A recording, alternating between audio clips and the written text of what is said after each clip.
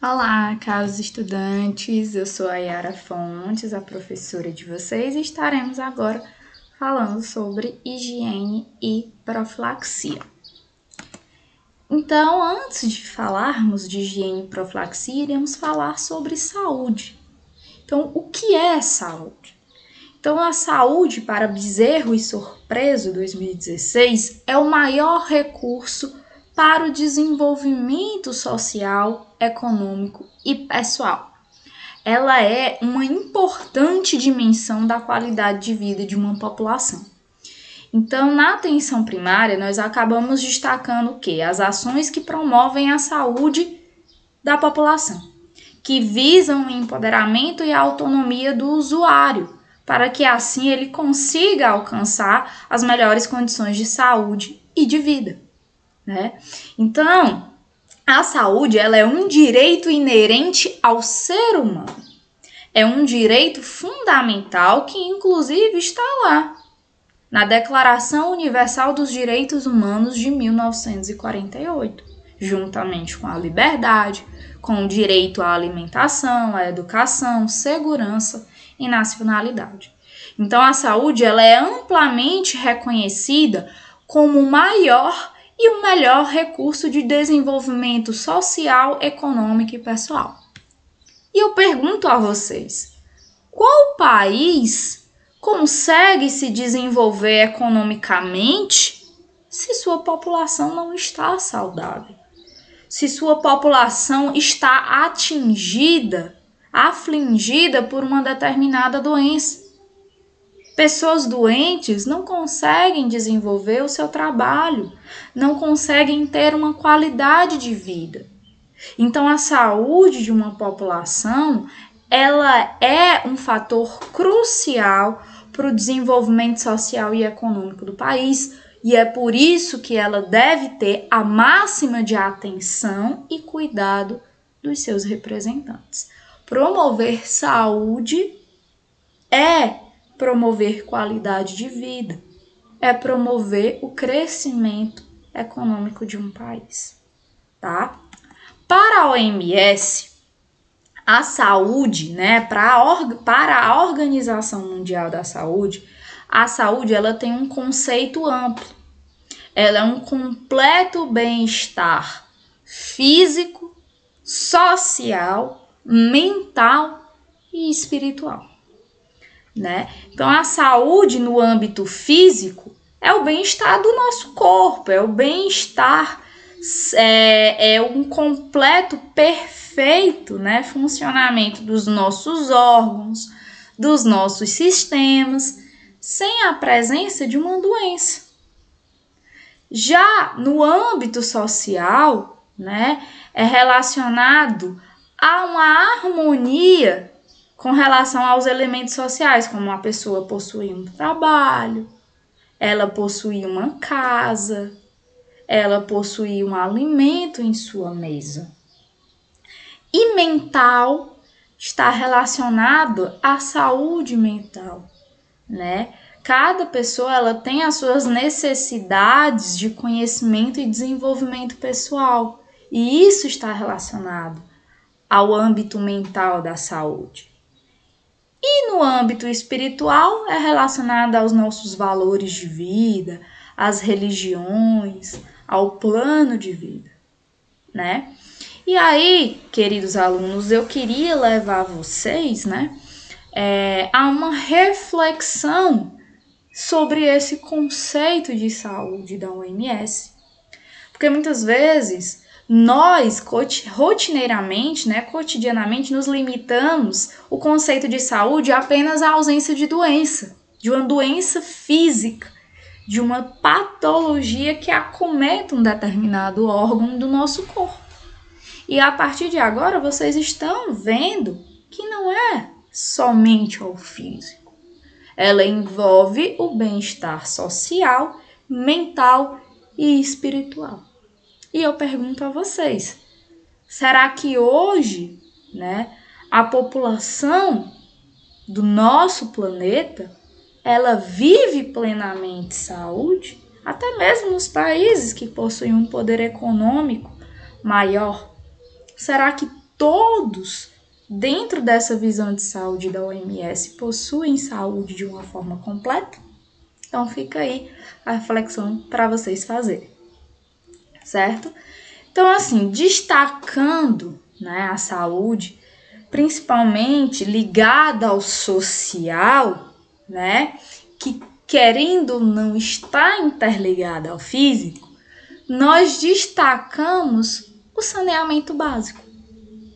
Então, o saneamento básico, ele engloba um acesso à água tratada, né, uma água de qualidade, para que aquela população possa daquela água saciar a sua sede, possa usar aquela água para as atividades diárias, como cozinhar, lavar, né, a casa, tomar banho, certo? Vem aí também a questão da presença de uma rede de esgoto que levem, né,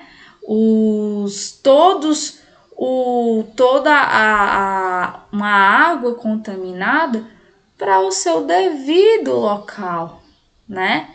Sem ali contaminar o meio ambiente, sem ali ficar exposto à população.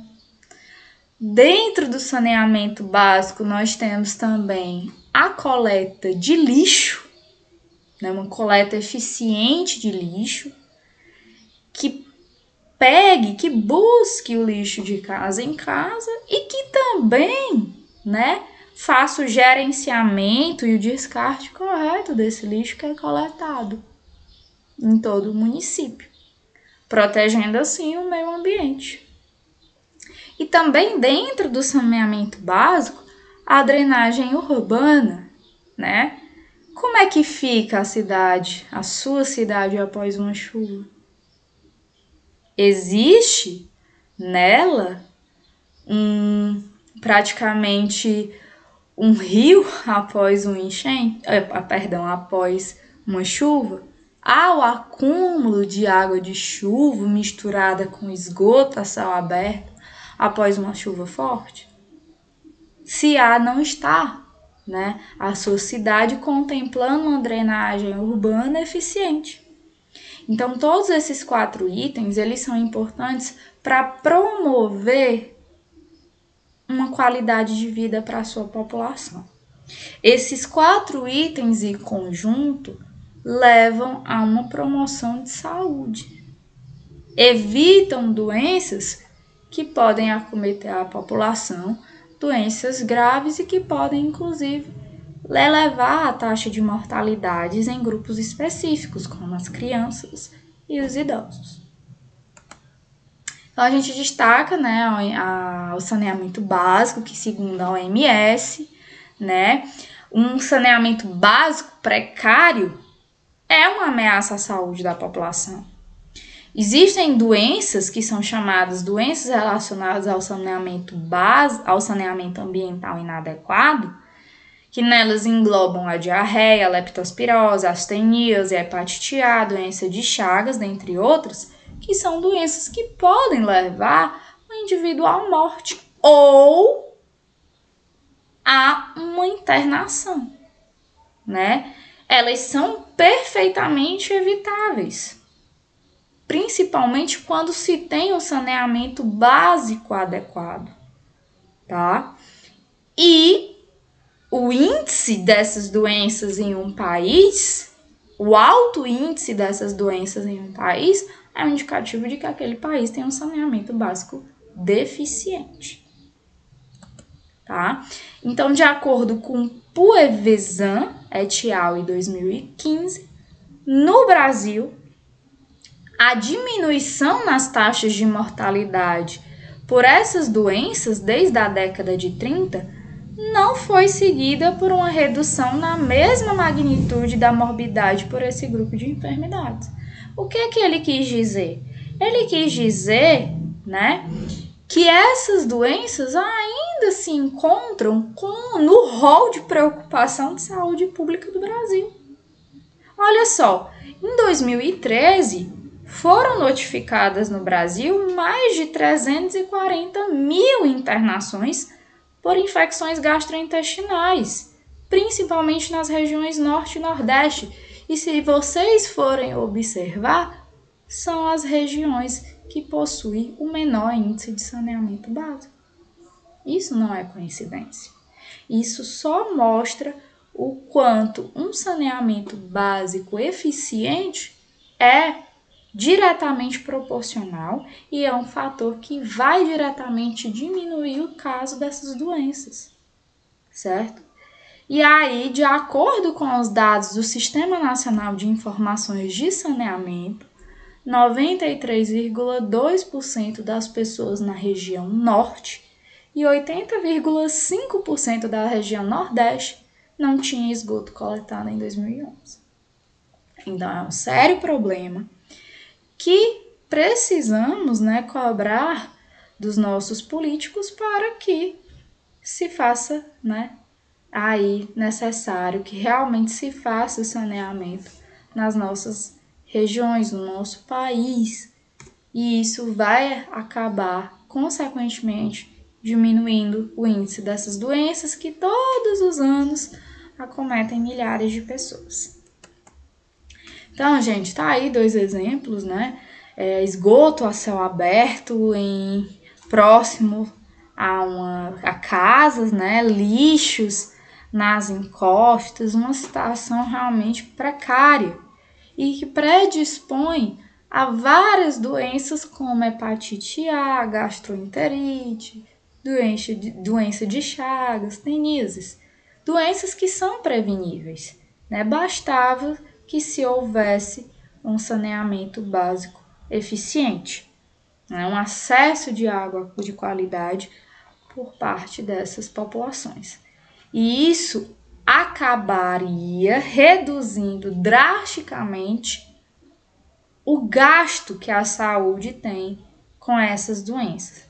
Então, perceba que determinadas colunas e patamares sociais do nosso país estão ligados diretamente com a saúde, tá? E que, infelizmente, ainda anda muito, ainda de uma forma muito deficiente, programas que visem melhorar aí esse saneamento básico de várias cidades, de várias regiões do país, certo? E olha só, a falta de saneamento provoca epidemias de dengue, zika, chikungunya, febre amarela, cólera, disenteria, esquistossomose e leptospirose. Gente, todas essas doenças, dentro do rol da saúde pública, são consideradas doenças negligenciadas. Por que elas se chamam doenças negligenciadas? Porque elas são doenças preveníveis. Preveníveis diante do âmbito do saneamento básico, que é algo que toda cidade, todo estado, toda região, todo o país deveria investir, certo? E por que não investe, tá? Fica aí o questionamento, certo? Mas que ficaria a cargo da população no geral, requerer dos seus políticos, dos seus representantes, que de fato existisse. Então, olha só, esse card, que foi produzido pela Fundação do Getúlio Vargas, ele mostra o quê? Para vocês verem como o social ele está diretamente ligado à saúde.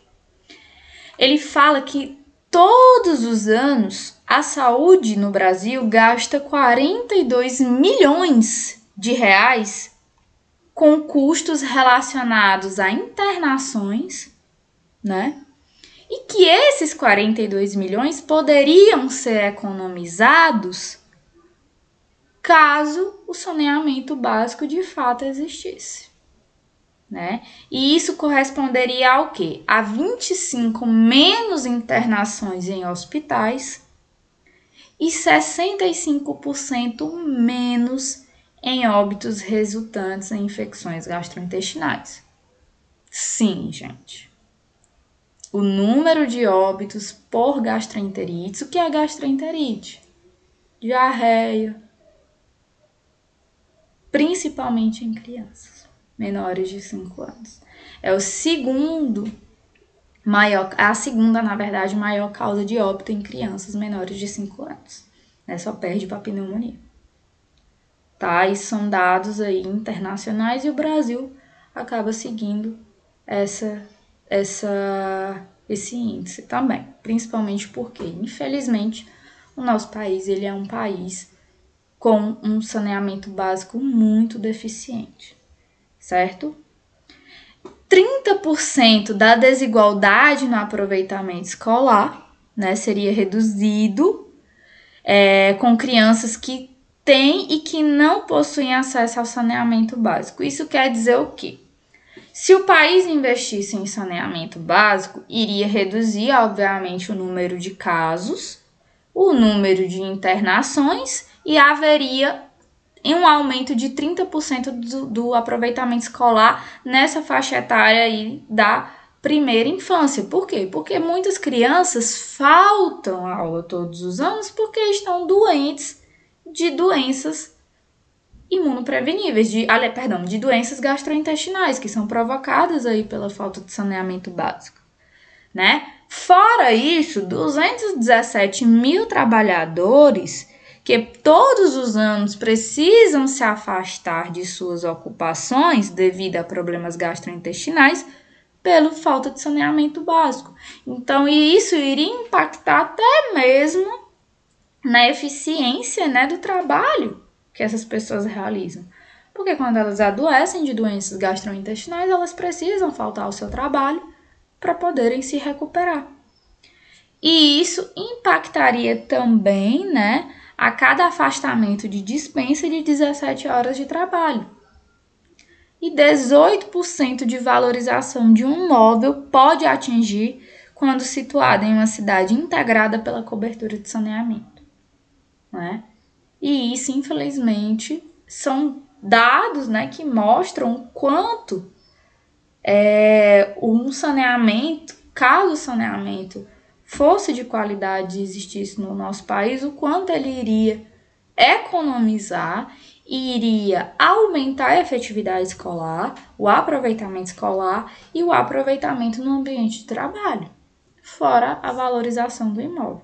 Então, o Brasil, o quanto todos iriam ganhar se o saneamento básico de fato existisse. Se de fato existisse com qualidade, certo? Então, fica aí a reflexão com relação à importância do saneamento, tanto no âmbito da saúde, como no âmbito social, escolar, no âmbito do trabalho e até mesmo no âmbito de valorização de imóveis, certo? E aí essa tabela mostra, né, o índice de abastecimento de água. Então, no norte, né, o índice de abastecimento de água com rede de água e de esgoto, ela é a menor de todas as regiões do Brasil. Olhem só, gente. Dentre as regiões, o norte é que está na lanterna, com menos índice de abastecimento de água e de esgoto, né? Tanto urbano como no total. 13%. No total do norte tem rede de esgoto. No urbano, em água 69,6%. Em segundo na lanterninha vem a região nordeste, com o menor índice de rede de água e coleta de esgoto. Depois, né, ali entre no topo dos que tem o maior índice de água, de rede de água e de coleta de esgoto, vem a região sul, né, seguida da região centro-oeste e sudeste. Já no índice de tratamento de esgoto, né, o tratamento de esgoto gerado e coletados, tá? Nós vamos no Brasil, o Brasil de fato dos esgotos gerados ele é bem deficiente, no total só 46%, né? Um pouco mais de 46%. E dentre as suas regiões, a que vai ter o maior tratamento de esgotos gerados é o Centro-Oeste, tá? E por último, a região Norte. E dos esgotos coletados, vem o Sul e em último lugar, aí também a região Norte. Então, pessoal, aí mostra nessa imagem de uma forma bem resumida como acontece, quais são as etapas do tratamento de água.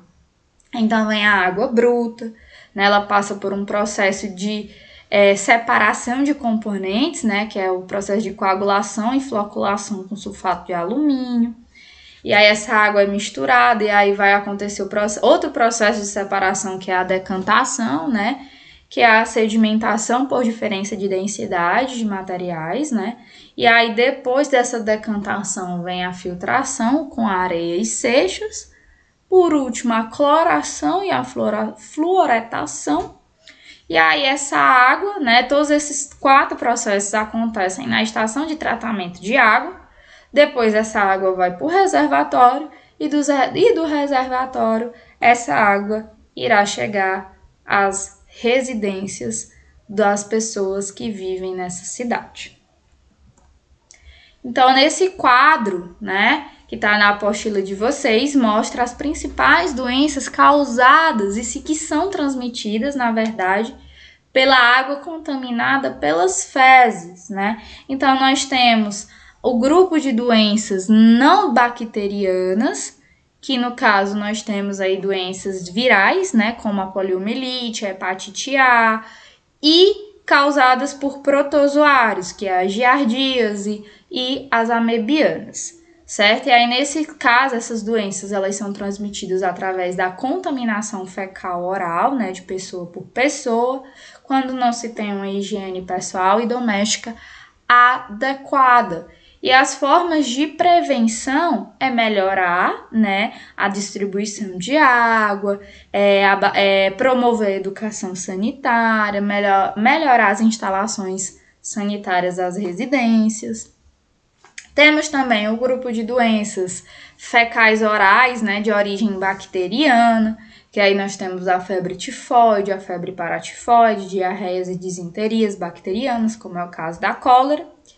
E a transmissão delas acontece de contato de pessoa para pessoa, ingestão de água e alimentos contaminados por fezes que contenham essas bactérias.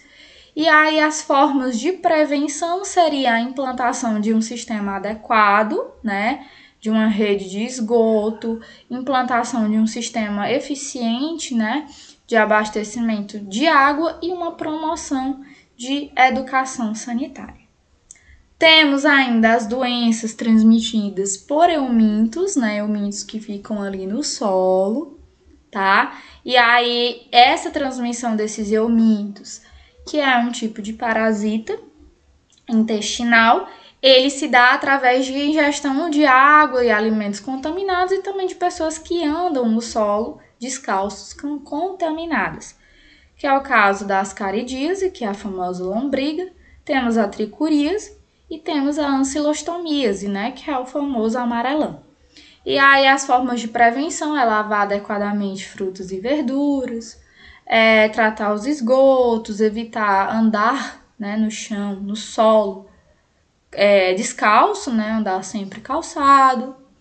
Temos também o grupo de doenças que são causadas pelas teníases, né, que nós temos aí no caso a teníase e a cisticercose, que são vermes, né, do porco e do boi, que nós adquirimos através da ingestão de carnes mal cozidas ou assadas, e no caso da cisticercose, de frutas e verduras contaminadas, certo? E aí as formas de prevenção seriam construir instalações sanitárias adequadas, tratar esgotos antes da disposição no solo, inspeção, né, uma inspeção mais efetiva da carne.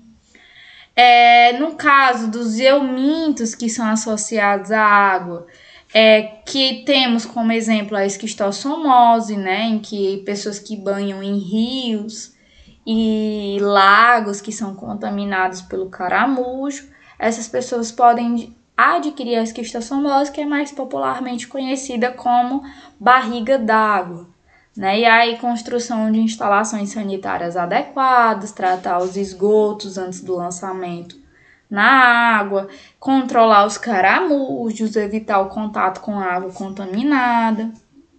E temos também o grupo de doenças que são transmitidas por insetos vetores relacionados com as fezes, tá? Que é o caso da filariose.